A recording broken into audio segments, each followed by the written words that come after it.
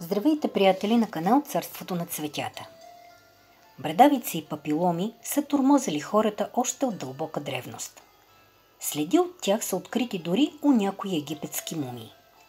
Повечето папиломи са безопасни, но някои от тях могат да носят сериозна заплаха за здравето. Появата им по човешкото тяло обикновено е знак за отслабена имунна система. Наред с засилването й, в лечението на тези неприятни образования се включва и третирането им със сок от билката змийско мляко. Позната е още като брадавично цвете, жълтаничева трева, лишайче. Растението е многогодишно и е представител на семейство макови.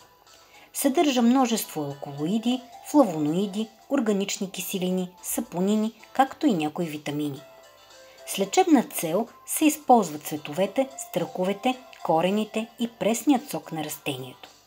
Вътрешно, при чернодробни, жлъчни и други заболявания, както и в онкологията, билката се приема само и единствено под лекарски контрол. Външно обаче, при кожни образования, в народната медицина най-често се използва нейният сок. Той е червено-оранжев.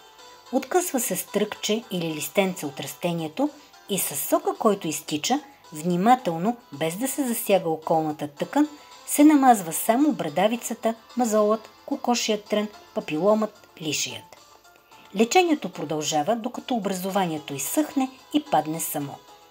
Отново напомням, че в същото време не трябва да се забравя засилването на имунната система. Тук в помощ може да бъде употребата на черният базак.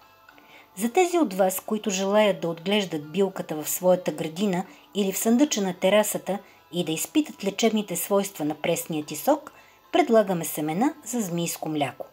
Поръчка може да направите през електронният ни магазин www.pazarskil.com, както и на телефон 089 49 51 700. За тези, които нямат такава възможност или просто предпочитат да я ползват като готов препарат, могат да потърсят в аптеките тинктура от змийско мляко.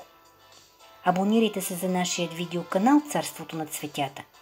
Така ще може да следите и да получавате известия за всички нови епизоди, които публикуваме. Епизодът подготви Екатерина Велинова.